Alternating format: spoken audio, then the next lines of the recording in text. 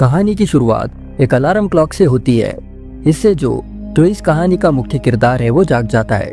आज का दिन उसके लिए बहुत जरूरी था और अलार्म स्क्रीन पर लिखे शेड्यूल के जरिए उसे इसकी याद दिला रहा था। जो ने कुछ खास प्लान किया था, अपनी प्यारी गर्लफ्रेंड ऐश के साथ एक डेट पर जाने का, जो ऐश से कुछ महीने पहले एक शांत बुक स्टोर में मिला था। दोनों ने एक ही किताब उठाने के लिए हाथ बढ़ाया, मुस्कुराए और बातें शुरू कर दी। जो ने फिर उसी दिन उसे कॉफी के लिए बुलाया और तब से वो अक्सर मिलने लगे। समय के साथ वो करीब आए और उनका प्यार हर गुजरते दिन के साथ मजबूत होता गया। अब वर्तमान में जो तैयार होता है और ऐश से मिलने निकल पड़ता है। जब वो मिलते हैं तो ऐश काफी खुश नजर आती है, पर वो थोड़ी घबराई हुई भी थी। वो जो से कहती है कि वो उसे बहुत ज्यादा प्यार करती है और वो कुछ जरूरी बात उसे बताना चाहती है। लेकिन इससे पहले कि वो अपनी बात पूरी कर पाती, वहाँ पर कुछ अजीब होता है। एक आदमी जिसे वो नहीं जानते वो अचानक से वहाँ प्रकट हो जाता है।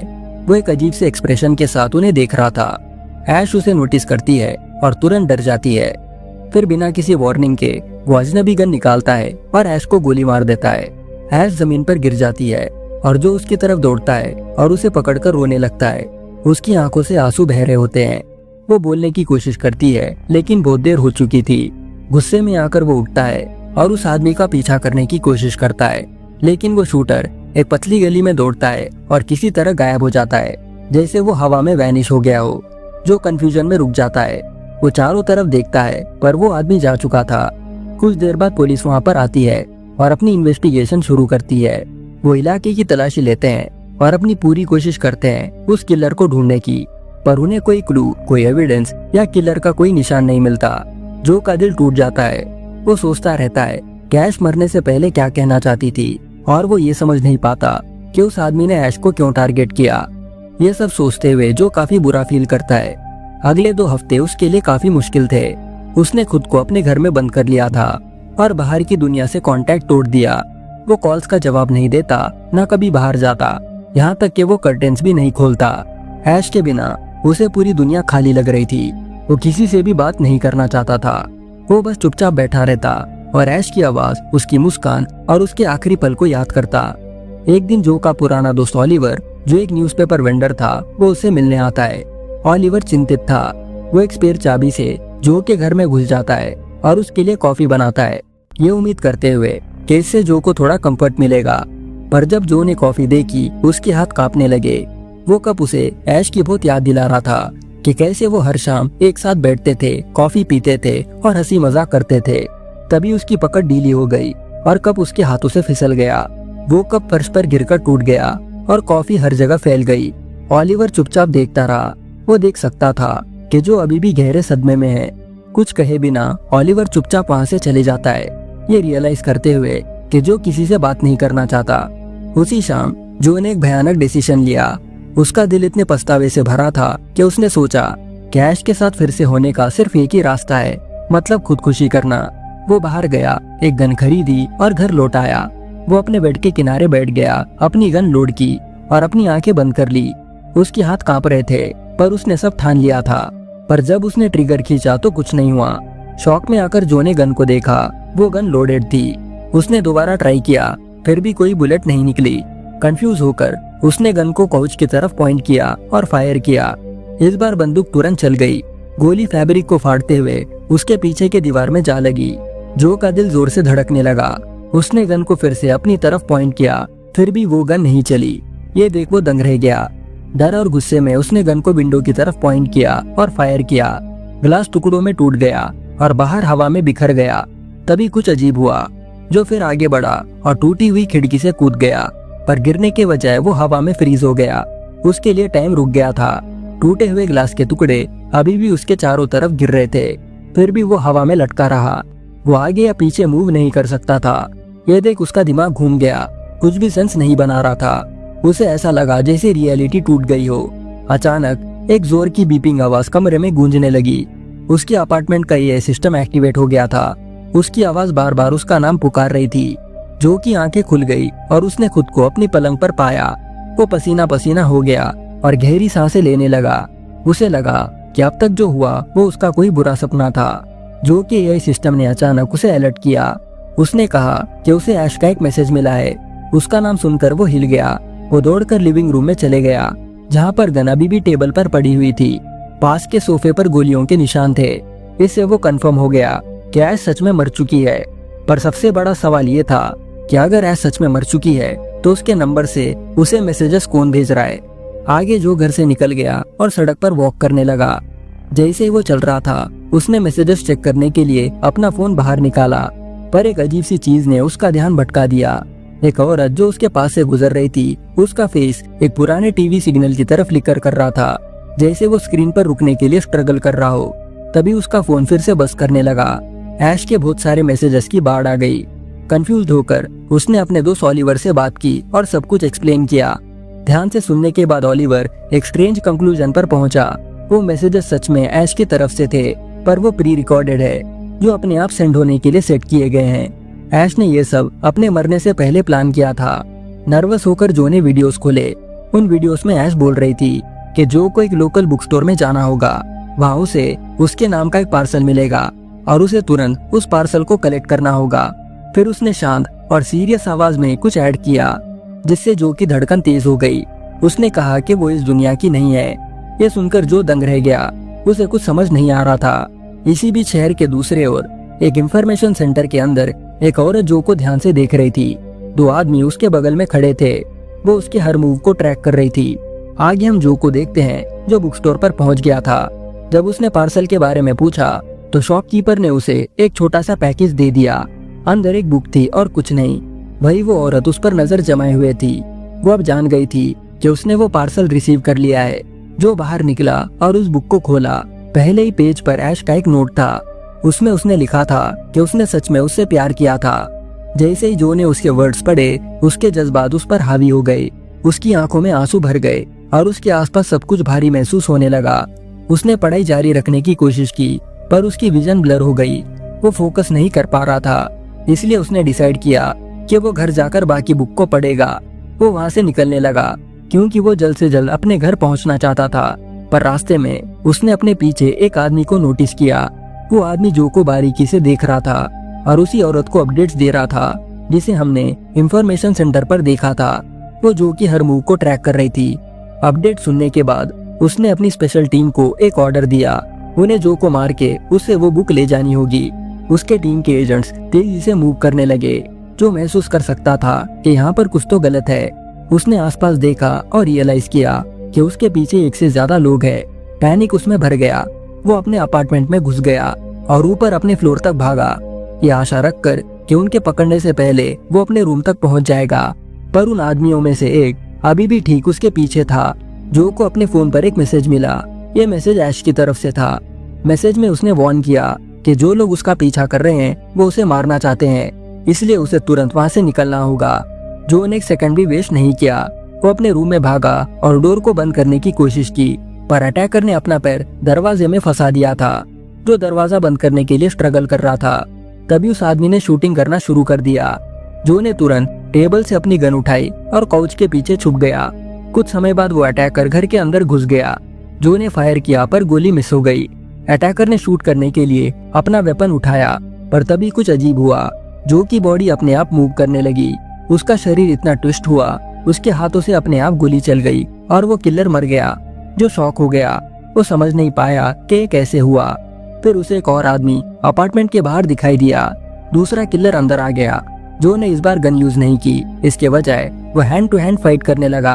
किसी तरह जो ने हर पंच को डॉज किया और आदमी को इतनी जोर से हिट किया कि उसे एक ही पंच में नॉक कर दिया। जो वहाँ गहरी सांसें लेते हुए खड़ा रहा और अपने हाथों को देखने लगा। उसने पहले कभी फाइट नहीं की, उसे तो फाइट करना भी नहीं आता। फिर भी उसकी बॉडी ऐसे मूव हुई जैसे उसे पता था कि क्या करना है। यह सब हैरान कर देने वाला मंजर था। जो नहीं जानता था कि उसके साथ क्या हो रहा है। जब जो रूम में वापस आया तो उसे अचानक ऐश का चेहरा वहाँ के दीवार पर एक लाइव टीवी स्क्रीन की तरह दिखाई देने लगा। इस बार ये रिकॉर्डिंग नहीं थी, ये रियल टाइम में हो रहा था। जो पूरी तरह से कंफ्यूज हो गया। ठीक तभी उस आदमी की बॉडी जिसे जो ने शूट किया था वो अचानक से गायब हो गया, जिससे सब कुछ और भी मिस्टीरियस हो गया। अब ऐश बोलना शुरू करती है और उसके शब्द के जरिए हमें यहाँ पर पता चलता है कि उसने सच में जो से प्यार किया। वो उसे कभी छोड़ना नहीं चाहती थी। जो ने सिस्टम हैक कर लिया था और उसके एक्शंस डिटेक्ट हो चुके थे। जो अभी भी समझ नहीं पाता कि यहाँ दरअसल हो क्या रहा है। तब ऐश एक्सप्लेन करती है कि सालों पहले टेक्नोलॉजी बहुत ज्यादा एडवांस हो चुकी थी। आर्टिफिशियल इंटेलिजेंस को सेल्फ लर्निंग एबिलिटीज के साथ इम्प्रूव किया गया, जिससे वो स्मार्ट और इंडिपेंडेंट हो गए। फिर हंटर नाम के एक आदमी को असली दुनिया और वर्चुअल दुनिया को आपस में मिलाने का आइडिया आया, ताकि रियल लोग एक वर्चुअल दुनिया में एंटर कर सके और उसे रियलिटी की तरह एक्सपीरियंस कर सके। पहले तो किसी ने विश्वास नहीं किया कि एआई द्वारा रन होने वाला एक पैरेलल यूनिवर्स बनाना पॉसिबल है। मतलब एआईज जिनके अपने थॉट्स हो, डिजायर्स हो और जो ह्यूमंस की तरह जी सके, बिना ये जाने कि वो रियल नहीं है। पर एक अननोन प्रोग्रामर ने हंटर को ये करने में हेल्प की और दोनों ने मिलकर डिजिटल यूनिवर्स को क्रिएट किया। ये सब बिल्कुल सेफ होना चाहिए था, पर इवेंचुअली हंटर ने इसका इस्तेमाल डार्क और डेंजरस चीजों के लिए शुरू कर दिया, मतलब हथियार टेस्टिंग के लिए। जिस प्रोग्रामर ने उसकी हेल्प की थी, उसने उसे रोकने की कोशिश की, पर एक दिन वो अचानक से गायब हो गया, बिना कोई निशान छोड़े। हंटर वहाँ नहीं रुका, उसने 500 अलग अलग टाइमलाइंस क्रिएट किए, हर एक का डिफरेंट पर्पस था। सब कुछ समझने के बाद फाइनली जो रियलाइज करता है कि वो भी रियल ह्यूमन नहीं है, वो सिर्फ एक प्रोग्राम है। ये बात उसका दिल तोड़ देती है। फिर हमें ये भी पता चलता है कि ऐश असली दुनिया की असली औरत है। वो एक मिशन के साथ वर्चुअल दुनिया में एंटर हुई, सिंट कॉर्पोरेशन को डिस्ट्रॉय करना, जो हंटर की कंपनी थी। उसका ये गोल था कि इस डिजिटल यूनिवर्स में सीक्रेट फाइल्स को ढूंढना और हंटर के डार्क सीक्रेट्स को असली दुनिया में एक्सपोज करना। पहले तो ऐश सिर्फ अपने मिशन पर फोकस्ड थी, फिर वो जो से मिली और समय के साथ उसे उससे प्यार हो गया। वो देखने लगी कि जिन लोगों के माइंड इस वर्चुअल दुनिया में ट्रैप्ड है, उनके लिए डिजिटल यूनिवर्स एक प्रिजन की तरह है। वो अपना मिशन कंप्लीट करने के करीब थी जब हंटर को पता चला कि वो क्या कर रही है। वो खुद वर्चुअल दुनिया में एंटर हुआ और ऐश के वर्चुअल बॉडी को मार दिया। जब ऐश जो को हंटर और इस वर्ल्ड को क्रिएट करने वाले प्रोग्रामर की फोटो दिखाती है, तो जो शॉक हो जाता है। वो प्रोग्रामर कोई और नहीं बल्कि ओलिवर है, जिसे जो जानता था। ओलिवर लंबे समय से इस डिजिटल यूनिवर्स के अंदर छुपकर जी रहा था, खुद को प्रोटेक्ट करने के लिए, क्योंकि उसने एक बार हंटर के कंपनी को शट डाउन करने की कोशिश की। उसके बाद हंटर उसे हंट करने लगा। ऐश भी ओलिवर के बारे में जानकर उतनी ही शॉक हो गई थी, पर अब वो रियल वर्ल्ड में रिटर्न करना चाहती है और उसे ओलिवर की मदद चाहिए। वो अकेला है जो ये कर सकता है। अब ऐश जो से कहती है कि वो ओलिवर को ढूंढे और उसे वापस इस दुनिया में आने के लिए हेल्प करे। इसके लिए जो एग्री करता है। इसी बीच हम एरिका को देखते हैं। वो औरत जो इंफॉर्मेशन सेंटर से थी, वो सीक्रेटली हंटर के लिए काम करती थी। वो उसके पास जाती है और सब कुछ रिपोर्ट करती है। जब हंटर सुनता है कि एरिका जो को मारने में फेल हो गई, तो वो फ्यूरियस हो जाता है। एरिका सजेस्ट करती है कि वो जो के पूरे डिजिटल यूनिवर्स को शट डाउन कर दे और उसे बाकी वर्चुअल दुनिया से डिस्कनेक्ट कर दे, जिससे जो समेत उसके अंदर के सभी एआई इरेज हो जाएंगे। पर हंटर इसके लिए मना कर देता है। जो का यूनिवर्स उनका बनाया हुआ सबसे पुराना और सबसे बड़ा यूनिवर्स है, इसलिए उसे डिस्ट्रॉय करना एक अच्छा ऑप्शन नहीं है। इसके बजाय हंटर एक नया प्लान सोचता है। वो रियल ऐश को ढूंढना चाहता है और उसे मार देना चाहता है। वो एरिका को ऑर्डर देता है कि वो इमीडिएटली अपनी टीम के साथ ऐश को ट्रैक करने में लग जाए। अब हम रियल ऐश को अपने घर में बैठा हुआ देखते हैं, जब उसे अचानक ओलिवर का कॉल आता है। ऐश उसे बताती है कि उसे उसकी हेल्प चाहिए। वो जो के डिजिटल यूनिवर्स में एंटर करना चाहती है। ओलिवर हेल्प करने के लिए एग्री हो जाता है, पर इससे पहले कि वो आगे बात कर पाए, ऐश के घर की पावर अचानक कट हो जाती है। कुछ समय बाद सिंटैक्स सोल्जर्स उसके घर में घुस जाते हैं। यहाँ पर हमें क्लियर हो जाता है कि एरिका और उसके टीम ने ऐश की लोकेशन ढूंढ ली है और उसे मारने के लिए वो लोग वहाँ पर आए हुए हैं। ऐश किसी तरह बचकर भाग जाती है। फोन कॉल को सबूत के रूप में इस्तेमाल करते हुए वो ओलिवर की लास्ट लोकेशन ट्रेस करती है और उसके घर पर पहुंच जाती है, जहां वो लंबे समय से छुपा हुआ था। जब वो फाइनली फेस टू फेस बात करते हैं, तो हम ऐश के पास्ट के बारे में और जानते हैं। 10 साल पहले ऐश कॉलेज से ग्रेजुएट हुई और सिंटेक कॉर्पोरेशन के लिए डेटा एनालिस्ट के रूप में काम करना शुरू कर दिया। वक्त के साथ उसे रियलाइज हुआ कि डिजिटल यूनिवर्स में एआई सिर्फ लाइंस ऑफ कोड नहीं है, वो असली इंसान की तरह बर्ताव करते हैं और ऐसा लग रहा था जैसे ह्यूमन कॉन्शियसनेस उनमें अपलोड कर दी गई हो। पर उन्हें कोई अंदाजा नहीं था कि वो असली नहीं है और सिंटेक उन्हें जैसा चाहता वैसे इस्तेमाल करता। इस बात ने ऐश को परेशान कर दिया। उसने फैसला किया कि उसे डिजिटल यूनिवर्स को नष्ट करना होगा। फिर वो जो से मिली और सब कुछ बदल गया। उसे उससे प्यार हो गया था। वो देखने लगी कि जिन लोगों के दिमाग इस वर्चुअल वर्ल्ड में फंस गए थे, उनके लिए डिजिटल यूनिवर्स एक जेल की तरह है।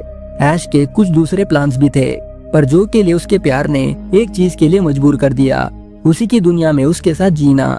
वो ओलिवर से मिन्नत करती है कि वो उसे जो के यूनिवर्स में वापस भेज दे।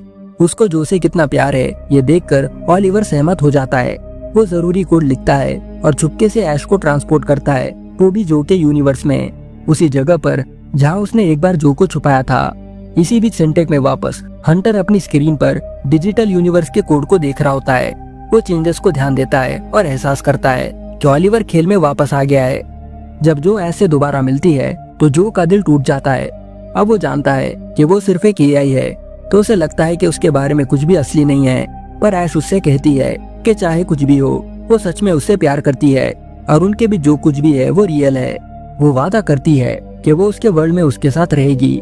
जैसे वो दोनों बात कर रहे होते हैं, कुछ अजीब होता है। ऐश को अचानक जो के यूनिवर्स से बाहर खींच लिया जाता है और रियल वर्ल्ड में वापस भेज दिया जाता है। वो समझ ही नहीं पाती कि ये कैसे हुआ। ओलिवर तुरंत जांच करता है और सच्चाई का पता लगाता है। हंटर ने ऐश के कोड को रोकने के लिए खास प्रोग्राम्स का इस्तेमाल किया है, जिससे उसकी वर्चुअल बॉडी जो के दुनिया में कभी दोबारा एंटर नहीं कर पाएगी। और सबसे शॉकिंग बात ये थी कि हंटर अब जो के यूनिवर्स को पूरी तरह से नष्ट करने का प्लान बना रहा है। अगर ऐसा होता है तो जो हमेशा के लिए मिट जाएगा। जो और ओलिवर दोनों बर्बाद हो जाएंगे। ओलिवर जानता है कि ऐश और जो एक दूसरे से कितना प्यार करते हैं और वो उन्हें अलग नहीं होने देना चाहता। तो वो एक प्लान सोचता है। वो चुपके से हंटर के सिस्टम से जो का कोड निकालने की कोशिश करेगा। फिर वो एक नया यूनिवर्स बनाएगा, एक ऐसा यूनिवर्स जहाँ जो और ऐश एक साथ रह सकते हैं, वो भी हंटर से सुरक्षित। पर यहाँ पर एक समस्या थी। जो का कोड निकालने के लिए किसी को डेवलपर रूम में घुसना होगा, एक ऐसा सिस्टम जिसकी सिक्योरिटी बहुत ज्यादा टाइट है। अगर जो सच में ऐश से प्यार करता है तो उसे खतरा उठाना पड़ेगा और वहाँ पर खुद जाना पड़ेगा। हमें ये भी पता चलता है कि ऐश डर गई थी कि कुछ गलत हो सकता है, इसलिए वर्चुअल वर्ल्ड में मरने से पहले उसने गुप्त रूप से डेवलपर रूम की एक छोटे किताब के अंदर छुपा दी थी, वही जिसे जो बिना जाने बुक स्टोर से उठा चुका था। इसी बीच रियल वर्ल्ड में ऐश भाग रही होती है। हंटर ने उसे मारने के लिए अपने एजेंट्स भेजे थे जो उसका पीछा कर रहे थे। वो एक एजेंट को मारने में कामयाब होने के बाद डिजिटल यूनिवर्स के हेडक्वार्टर्स में घुसने की कोशिश करेगी ताकि वो जो के कंडीशन के बारे में जान सके। पर जिस एजेंट को वो पकड़ती है वो कुछ भी बताने से मना कर देता है और मर जाता है। जैसे ही ऐश आगे मूव करती है, एक और एजेंट उस पर अचानक हमला करता है और उसे बेहोश कर देता है। जब वो जागती है तो वो खुद को हंटर के ऑफिस में एक चेयर से बंधा हुआ पाती है। उसी समय हंटर को पता चलता है कि ओलिवर कहाँ पर छुपा है। वो ओलिवर के घर में घुस जाता है, उसे बेरहमी से मार देता है और ओलिवर का पूरा डिजिटल बैकअप इरेज कर देता है। अब ओलिवर जो और ऐश की हेल्प नहीं कर सकता। अब जो अकेला डेवलपर रूम तक पहुंचता है। वहां वो अपना कोड एक खास सॉफ्टवेयर में अपलोड करना शुरू करता है, जो एक नए यूनिवर्स में ट्रांसफर करने के लिए डिजाइन किया गया था, जिसे ओलिवर ने गुप्त रूप से जो और ऐश के लिए तैयार किया था। पर इस प्रोसेस में समय लगता है। हंटर को पता चलता है कि जो क्या कर रहा है और उसे रोकने के लिए उस बिल्डिंग में अपने टीम को भेज देता है। लकीली ओलिवर ने आगे का प्लान बना रखा था, जो के लिए हथियार से भरा एक हिडन रूम खुल जाता है, जो खुद हथियारों से हंटर के सभी सोल्जर्स को एक एक करके मारने लगता है। पर जब ये लड़ाई चल रही होती है, हंटर अपने ही सिस्टम से जो के यूनिवर्स को डिलीट करना शुरू कर देता है। तभी जो अचानक बिल्डिंग से टेलीपोर्ट होता है। वो हंटर के सामने प्रकट हो गया था, जो तुरंत उसे शोल्डर में गोली मार देता है। जो अब खून से बह रहा होता है और वो काफी कमजोर भी था। वो देखता है कि उसका यूनिवर्स उसके चारों तरफ कोलैप्स हो रहा है। वो जगह जिसे वो कभी अपना घर समझता था वो गायब हो रहा था। हंटर जो को बताता है कि आगे वो ऐश को भी मारने वाला है और उसे ऐसा करने से कोई नहीं रोक सकता। ऐश ये जानते हुए कि उसके पास भी समय कम है, वो जो से आखिरी बार बात करने की जिद करती है। हंटर जो उनके बॉन्ड से थोड़ा परेशान था, वो इस बात के लिए सहमत हो जाता है। कॉल के दौरान जो और ऐश आखिरी बार अपने दिल की बात शेयर करते हैं। वो रियलाइज करता है कि वो हमेशा के लिए गायब होने वाला है और ये आखिरी पल होगा जब वो ऐश को देखेगा, जिसे वो सबसे ज्यादा प्यार करता है। जब हंटर जो के यूनिवर्स को बाकी यूनिवर्स से पूरी तरह डिस्कनेक्ट करने वाला होता है, तभी कुछ अजीब होता है। ओलिवर का फेस अचानक हंटर के कंप्यूटर स्क्रीन पर दिखाई देता है। वो अभी भी जिंदा है। हंटर ये देखकर दंग हो जाता है। अब ओलिवर अगला खुलासा करता है। ओलिवर हंटर को बताता है कि वो भी असली नहीं है। हंटर सिर्फ एक सॉफ्टवेयर प्रोग्राम है, एक डिजिटल यूनिवर्स का हिस्सा, जिसे ओलिवर ने खुद लंबे समय पहले बनाया था। इनफैक्ट हंटर पहला एआई था जिसे ओलिवर ने डिजाइन किया। उसने उसे एक ऐसे जगह प्लेस किया कि उसे भी लगने लगा कि वो और उसकी दुनिया रियल है। वहाँ से हंटर और भी डिजिटल यूनिवर्सेस बनाने लगा, बिना एहसास किए कि वो अभी भी एक यूनिवर्स के अंदर है। ओलिवर समझाता है कि ये सब एक आखिरी टेस्ट का हिस्सा था। लंबे समय से उसने हर प्रोग्राम को बंद करने का और पूरे डिजिटल यूनिवर्स को हमेशा के लिए मिटाने का सोचा था, पर ऐश से बात करने के बाद और जो के लिए उसके प्यार को देखने के बाद उसने अपना मन बदल लिया। उसने रियलाइज किया कि एक एआई होने के नाते उसे इंसानों का प्यार जिंदा रखना जरूरी है। ओलिवर अपना आखिरी फैसला लेता है, वो हंटर को पूरी तरह से मिटा देता है। हंटर जिन सिस्टम्स को कंट्रोल करता था उनका इस्तेमाल करके ओलिवर अब जो का कोड उसी जगह पर अपलोड कर देता है। अचानक जो और ऐश दोबारा मिल जाते हैं, पर इस बार वो दोनों एक सच्चाई को समझते हैं। वो दोनों एक डिजिटल यूनिवर्स का हिस्सा है। यहाँ तक कि ऐश भी शुरू से एक प्रोग्राम थी, फिर भी ये जानकर वो परेशान नहीं होते। इसके बजाय ये उन्हें सुकून भी देता है। उनका प्यार अपने तरीके में सच्चा था। वो स्वीकार करते हैं कि वो कौन है और अपने सच में ही खुश रहने लगते हैं। इसी के साथ आज की ये कहानी यहाँ पर खत्म हो जाती है।